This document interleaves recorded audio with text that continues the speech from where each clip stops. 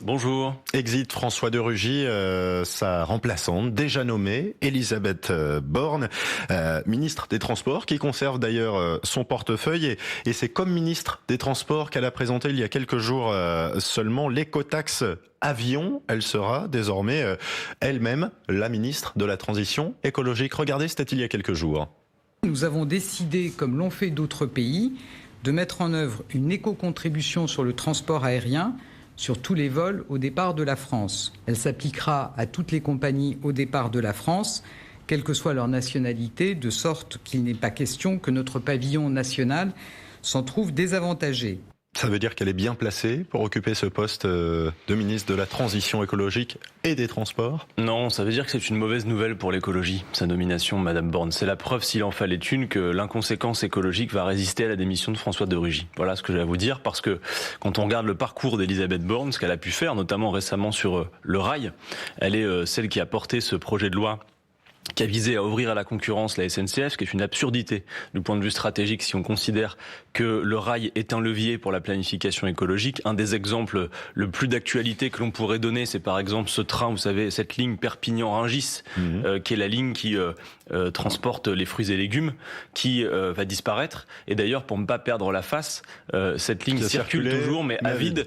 Et la vérité, c'est que son arrêt va procéder au remplacement de cette ligne par 25 000 camions potentiellement. Donc Elisabeth Borne, c'est cette faiseuse d'autoroute, cette défaiseuse de rail, et donc certainement pas quelqu'un de bien placé pour faire la planification écologique dont nous aurions besoin. Ça c'est envoyé. Adrien Quatennens, c'est aussi quelqu'un qui a jadis œuvré dans le même ministère auprès de Ségolène Royal. Est-ce que ce n'est pas, cette nomination, une façon de voir on va dire l'épicentre de l'écologie, de la lutte contre le dérèglement climatique se déplacer à l'Élysée? Non, alors ça, évidemment, il y a le fait que cette nomination soit si rapide finalement, et que ce soit Elisabeth Borne qui a priori n'était pas sur vos listes de candidats potentiels pour reprendre ce poste de ministre de l'écologie, montre bien qu'Emmanuel Macron a l'intention de garder, en tout cas de prendre encore davantage en main cette question, puisque il a eu à connaître notamment il y a quelques mois une démission fracassante, celle de Nicolas Hulot, qui elle était une démission pour le coup idéologique.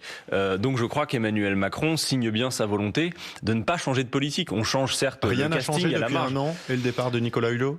D'un point de vue écologique, non, clairement, vous dire une chose sur le sujet, c'est qu'il faut vraiment qu'on arrête là-dessus. Il n'y a pas d'écologie compatible, compte tenu de ce qu'est le contexte écologique, compte tenu du temps imparti pour relever ce défi climatique. Il n'y a pas d'écologie possible si la toile de fond reste le libre-échange et le libéralisme économique exacerbé que poursuit Emmanuel Macron. D'ailleurs, je voudrais dire que le fait majeur en termes d'écologie aujourd'hui, c'est certainement pas la passation de pouvoir entre Monsieur de Rugy et Madame Borne, c'est le vote du climaticide CETA qui va avoir lieu vraisemblablement cette nuit au beau milieu de l'été à l'Assemblée nationale. Et disons les choses franchement, voilà, celles et ceux qui soutiennent ou voteront ce soir ce traité de libre-échange sont instantanément disqualifiés pour nous parler d'écologie. Madame Borne, comme Monsieur de Rugy, défend ce traité. La Macronie est définitivement disqualifiée à partir de ce soir pour nous parler du climat. Je crois que ça a le mérite d'être clair. Alors Adrien Quatennens, il y a eu quand même une démission, celle de François de Rugy. Sibeth Ndiaye a évoqué une décision personnelle, et puis la porte-parole du gouvernement a déclaré ceci hier chez nos confrères de CNews. Nos concitoyens ne vivent pas tous les jours, tout le monde ne mange pas du homard tous les jours, bien souvent on mange plutôt des kebabs. Et donc en fait il faut que nous ayons cette raison qui fait que on sait apprécier les choses et on sait doser au bon niveau ses frais de représentation. Adrien Quatennens, commentaire sur ce que vient de dire la porte-parole du gouvernement. Oh, c'est pas extrêmement conséquent, mais dire une chose, c'est que François de Rugy, comme président de l'Assemblée nationale, a été celui qui nous a le plus, y compris aux néo-députés dont je fais partie, prodigué de conseils de vertu et d'exemplarité. Dans l'absolu, c'est bien. Moi, je dois vous dire une chose, c'est que quand on est parlementaire, on a de l'argent pour fonctionner, et c'est normal qu'on en ait, il faut le dire aussi, parce que l'action politique peut avoir un coût et ça ne doit pas, pour le coup, coûter aux parlementaires. Donc il y a de l'argent, mais on manie ça avec une extrême précaution, je veux dire de façon extrêmement parcimonieuse. Et Monsieur de Rugy a été celui qui est allé jusqu'à, et c'est dans l'absolu bien, modifier les règles de l'Assemblée nationale pour faire en sorte que l'ensemble des dépenses, par exemple de l'IRFM, cette enveloppe qui couvre les frais de mandat, soit justifiée. C'est-à-dire qu'aujourd'hui, concrètement, pour vous dire un peu... Pour vous l'utilisez comment? Par exemple, ce qui se passe aujourd'hui, c'est que cette enveloppe, elle est consacrée exclusivement aux frais qui ont trait à votre mandat. C'est-à-dire, à chaque fois que vous dépensez, vous devez dire, est-ce que ce que je dépense là est dû à mon activité ou pas? Parce que par le passé, c'était extrêmement particulier, c'était à discrétion, d'après ce que j'ai compris,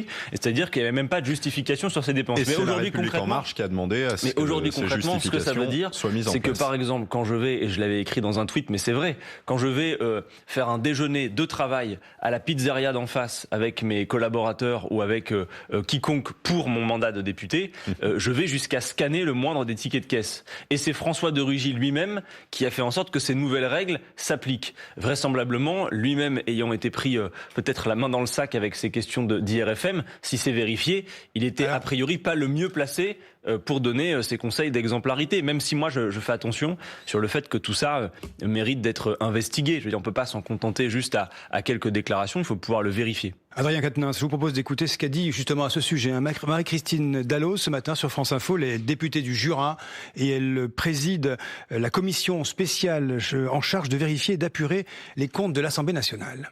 Soit vous financez la cotisation à votre parti politique avec votre argent personnel, auquel cas vous avez le bénéfice de la déduction d'impôt. C'est la sphère privée. Soit vous le financez avec de l'argent public, mais auquel cas vous ne pouvez pas demander en plus l'avantage fiscal à titre personnel. Et là, parce que c'est ce qu'on appelle le beurre, l'argent du beurre et le fil à couper le beurre. Et en plus la crémière. C'est ce qui a posé problème pour François de Rugy, selon vous, la dernière révélation de Mediapart sur le côté défiscalisé des choses. C'est semble-t-il la révélation ultime qui a fait en sorte qu'ils finissent par lâcher et par rendre le drapeau et démissionner. Mais moi je vais vous dire aussi une chose, c'est qu'à mon avis, là en l'occurrence c'est François de Rugy qui était ciblé, mais je crois que si on s'intéressait vraiment à ce qui se passe dans tous les ministères, dans toutes les ramifications de l'ensemble des partis politiques, on pourrait trouver à redire aussi. D'ailleurs moi je m'inquiète de voir que finalement on réussit à venir à bout d'un ministre non pas pour la politique qu'il mène. Moi, je veux dire, les raisons du départ de François de Rugy, de mon point de vue, c'est plutôt son inconséquence en matière climatique. Et je m'inquiète d'ailleurs que d'autres responsables politiques, par exemple le ministre Castaner, qui politiquement a, de mon point de vue, des choses graves à se reprocher. Je pense par exemple au fait qu'on n'a toujours pas de nouvelles de ce jeune Nantais, Steve, qui est toujours recherché. Je pense aux multiples blessés sur les Gilets jaunes. Je pense à ces jeunes d'Extinction Rébellion qui ont été gazés à bout portant avec du gaz lacrymogène. Sur le pont ce sont des éléments de fond politique qui mériterait sans doute d'avoir des démissions. Or là, on a des démissions qui sont finalement pas caractérisées simplement par des aspects politiques, même si clairement François de Rugy était vraisemblablement mal placé pour donner des leçons d'exemplarité. On continue d'en parler dans un instant. Un point sur l'info à 8h40 avec Soisigbourg. Il n'aura fallu que 10 heures pour remplacer François de Rugy à la tête du ministère de la Transition écologique. Et c'est Elisabeth Borne qui récupère ses dossiers. François de Rugy qui a démissionné hier après-midi, 2 semaines après les premières révélations de Mediapart. Nous sommes au service d'un intérêt général qui n'est pas le discrédit de la politique, a affirmé sur France Info son président, Edoui Plenel. Pour ou contre le CETA, le traité de libre-échange entre l'Europe et le Canada, déjà entré en vigueur il y a 2 ans. Il doit être ratifié aujourd'hui. Les députés français se prononce. La promesse des pros, des droits de douane réduits, des formalités simplifiées pour doper le commerce et l'inquiétude des Antilles, les éleveurs européens qui craignent une concurrence déloyale. Ursula von der Leyen, nouvelle présidente de la Commission européenne, l'Allemande élue de justesse hier à Bruxelles. Parmi ses ambitions, un Green Deal pour l'Europe et la neutralité carbone en 2050. Et puis après une journée de repos, le Tour de France repart, 11e étape entre Albi et Toulouse aujourd'hui, 167 km en tout. Le maillot jaune toujours sur les épaules du Français Julien Alaphilippe. France Info. Adrien Quatennens, député de la France Insoumise, toujours invité du 8h30 politique. Démission de François de Rugy après une semaine de révélations en grande partie liée à Mediapart. C'est une méthode que vous n'avez pas toujours approuvé ces derniers mois. Est-ce que Mediapart a joué un rôle démocratique ou un rôle de coupeur de tête ici ? Qu'il faille de la transparence, de l'exemplarité et que des journaux d'investigation puissent faire des révélations qui permettent de montrer peut-être de potentiels manquements, ça me semble être positif, c'est la liberté de la presse. Néanmoins, on doit voir une chose, c'est que du coup Mediapart a eu la tête d'un ministre d'État, et moi je pense que derrière ça il y a aussi la question des sources. Il doit y avoir logiquement des gens qui fournissent ces éléments à Mediapart, et je vous le dis, moi ce que je vois, c'est que là en l'occurrence c'était François de Rugy, et on le comprend compte tenu en plus des positions qu'il a eues en termes d'exemplarité souhaitée à l'Assemblée nationale, etc. Mais je crois que vraisemblablement ce qui mériterait d'être investigué plus tôt, c'est le fait que des choses politiques se passent qui ne sont pas suivies de conséquences, réponse, notamment en matière de casting ministériel. Moi, je vous le dis, je crois que par ailleurs, François de Rugy, la raison absolue de sa démission, plus que de savoir la quantité de homards servis, même si il y a effectivement la question c'est la politique. Vous dites, il y a évidemment. Non, mais attendez, par ailleurs, il y a une question sur. On nous parle de dîner potentiellement secret avec des lobbyistes, etc. Tout ça doit être vérifié parce que si c'est le cas, effectivement, c'est grave. Mais moi, ce qui m'inquiète plutôt, c'est le fait que politiquement, tout passe, ça déroule, sans qu'il y ait de conséquences parfois sur les castings. Vous avez parlé à l'instant de Monsieur Castaner, et moi je redis vraiment parce que je vois bien, si vous voulez, le confort de situation qu'offre cette passation de pouvoir aujourd'hui sur la question en plus du ministère de l'écologie, alors que franchement, le sujet qui devrait toutes et tous nous préoccuper, franchement, c'est pas que Monsieur de Rugy ait démissionné et que Madame Borne l'ait remplacé, c'est que ce soir se vote une catastrophe. Vous l'avez dit en ouverture de cette interview, Adrien Quatennens, sur la méthode Mediapart, écoutez ce qu'on a dit ce matin. Vous voulez pas qu'on parle d'autre chose? Non, vous inquiétez pas, on va parler d'autre chose. Président et cofondateur de Mediapart, Edoui Plenel, sur France Info ce matin.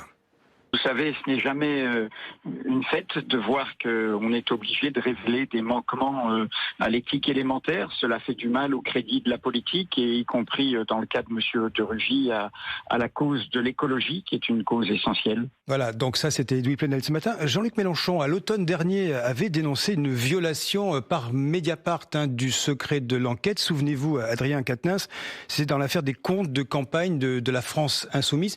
Ça n'a pas toujours été confort entre vous et Mediapart, notamment? Non, mais bien sûr. Par ailleurs, sur la question précise que vous soulevez, elle reste entièrement soulevée. Nous, il y a des plaintes qui ont été déposées, mais d'ailleurs pas que sur Mediapart, puisque il y a la question de, comment dirais-je, du secret de l'instruction. C'est-à-dire que souvent, on apprend des éléments dans l'évolution d'une enquête. Pour vous, c'est un problème, ça? Ah bah, je veux dire, logiquement, la procédure veut non seulement qu'il y ait un secret de l'instruction, et ça, pour le coup, si on se pose la question de savoir si c'est immoral ou illégal, c'est illégal. Donc, bon, voilà. Après, il n'aurait pas fallu qu'il y ait les révélations du canard enchaîné à 3 mois de la présidentielle concernant François Fillon, il y a 2 ans? Je vous parle de secret de l'instruction là, d'accord? C'est-à-dire quand il y a une enquête judiciaire, il y a légalement une protection des pièces liées au dossier. Et donc il n'est pas normal, et il n'est pas légal d'ailleurs, que des pièces de dossiers judiciaires se retrouvent dans la presse, parfois avant même que les intéressés en soient au courant. Ça c'est un problème. Dans l'affaire Fillon, ça c'est un problème. Oui. Mais pour le coup, encore une fois, je veux dire, quand véritablement il y a des éléments sur lesquels le grand public et les citoyens français doivent avoir à connaître, c'est normal que la presse fasse son travail. Ensuite, il ne faut pas être dupe du fait que souvent derrière ça, il y a aussi, finalement, compte tenu de qui peut fournir parfois les sources, il y a aussi des bastons politiques, des batailles politiques qui se jouent derrière tout ça. Il faut pouvoir le dire. Et moi, j'insiste sur le fait que franchement, cette passation de pouvoir est un non-événement à côté de ce qui se passe politiquement dans la période, même au beau milieu de l'été. Le CETA, venons-y. Un vote ce soir sur cet accord de libre-échange France-Canada. Le gouvernement défend des opportunités, des échanges, des emplois derrière, un emploi sur 5 lié aux exportations aujourd'hui en France. Est-ce qu'il y a moyen de s'entendre? Ou est-ce qu'on va rester sur une opposition frontale? Ce qui se passe sur le CETA est très grave. Et je sais qu'en quelques minutes, on n'a pas le temps d'en parler de manière exhaustive. Vous-même, dans vos journaux, vous en parlez de fait de manière extrêmement partielle. Mais je vous assure que l'affaire est tellement grave que si on crée les conditions de la contagion pour que tout le monde comprenne de quoi il était question, je crois que beaucoup de Français replieraient bagages pour ceux qui sont partis en vacances et rentraient de la plage pour manifester. Parce que véritablement, ce qui se passe avec le CETA est non seulement un précédent, mais c'est catastrophique. Il s'agit donc d'un traité de libre-échange entre l'Union européenne et le Canada, comme il en existe d'autres par ailleurs, qui vont donc viser à abaisser les normes pour que les échanges puissent fonctionner. Ça veut dire qu'on admet l'idée qu'il faut multiplier encore plus les échanges, il faut faire perdurer ce modèle du grand déménagement du monde, alors que tout indique en matière climatique qu'il faudrait justement relocaliser l'activité d'une part, mais surtout, au-delà de la question climatique, moi je vous le dis, ceux qui soutiennent le CETA ne peuvent plus parler de climat, parce que c'est une tartufferie de défendre d'un côté ce traité climaticide et de l'autre côté de faire des grands discours. Le monde entier est libre-échangiste. Comment est-ce que vous faites la France? Attendez, juste un point vraiment très important, sur l'aspect démocratique. D'abord, le CETA, il est à l'heure où on se parle appliqué à 90% depuis 2 ans, sans qu'aucun parlementaire n'ait eu à en connaître ou à se prononcer sur le sujet. Mais surtout, les 10% restants que nous allons avoir notamment à valider ce soir sont extrêmement graves. Il s'agit, c'est un peu technique, des fameux tribunaux d'arbitrage, c'est-à-dire une justice parallèle qui permet à des multinationales de porter plainte et d'attaquer un État si elle considère que les lois de cet État sont contraires à ses intérêts. Vous avez dans le monde une série d'arbitrages qui ont fait en sorte que des États payent des amendes à des multinationales pour avoir pris des décisions politiques souveraines contraires à leurs intérêts. Autrement dit, avec un traité comme le CETA, qui sera un précédent avec le Canada, qui est d'ailleurs dénoncé de part et d'autre de l'Atlantique. Au Canada aussi, il est dénoncé. 7 députés canadiens qui ont demandé certes, aux députés mais moi je vous français dis, de ne c'est pas d'une voter. gravité absolue. Est-ce que vous imaginez des députés de la majorité ne pas voter le CETA? Demain, vous pourrez voter pour à peu près n'importe qui si le CETA s'applique et si ce genre de traité s'applique. Les multinationales auront plus de pouvoir que le pouvoir politique, ce qui est extrêmement inquiétant. Ensuite, hier, à l'Assemblée a été refusé le fait que ce soir, il puisse y avoir un vote solennel. Ce qui veut dire que les députés qui sont opposés au CETA, mais que l'agenda tient à l'écart de l'hémicycle, ne pourront pas faire ce qui est d'usage, c'est-à-dire procuration pour pouvoir se prononcer, d'une part. Donc ça aggrave le fait que l'opposition soit réduite dans cette affaire. Mais surtout, il y a des députés qui sont gênés aux entournures dans la majorité, qui ce soir pourront fuir leurs responsabilités en décidant de ne pas aller voter si toutefois ils étaient gênés de le faire. Abstention. Effectivement, sauf que la responsabilité dicterait que ce soit un vote contre, clair et net. Cette affaire est extrêmement grave et il faudrait aujourd'hui qu'on en parle davantage que de savoir qui remplace M. de Rugy, ce qui est totalement inintéressant compte tenu du casting. Le libre-échange est à l'origine de toutes les problématiques écologiques. C'est ce qu'a dit Nicolas Hulot dans une récente interview au Monde. Apparemment, vous êtes d'accord avec lui. Mais il ferait un bon ministre de l'écologie. Nicolas Hulot, dans cette interview, valide a posteriori, et là, c'est pas pour avoir la paternité de telle ou telle prise de position, mais des choses que nous disons. C'est que tout le monde était écologiste, c'est bien, à l'aune de la crise climatique. Mais la question, c'est quelle écologie pour faire face à l'urgence climatique? Et Nicolas Hulot a raison de dire ce que nous avons dit pendant toute la campagne présidentielle. Tous ensemble, une seule voix écologiste à gauche. Alors, mais la question est encore une fois de savoir ce que nous racontons. Je crois que tous les écologistes ne disent pas que le libéralisme est incompatible avec la trajectoire climatique. J'ai entendu par exemple dans la campagne des Européennes, M. Jadot dire que finalement l'écologie pouvait s'accommoder du libre marché. C'est un point de désaccord entre nous. M. Hulot, dans son interview au Monde, dit des choses avec lesquelles je suis plutôt d'accord. En effet. Après, il faut regarder le reste, au-delà même de la question climatique, mais je pense que le diagnostic qui consiste à dire il n'y a pas d'écologie compatible avec le libre-échange, avec le libéralisme économique, c'est un bon point de départ, et on voit bien que si on regarde le casting gouvernemental, y compris celui de ce matin, on en est loin. Ce sera le mot de la fin. C'est un sujet dont on reparlera largement, évidemment, le CETA, cet accord de libre-échange avec un vote ce soir à l'Assemblée nationale. Adrien Quatennens, député de la France Insoumise, vous étiez l'invité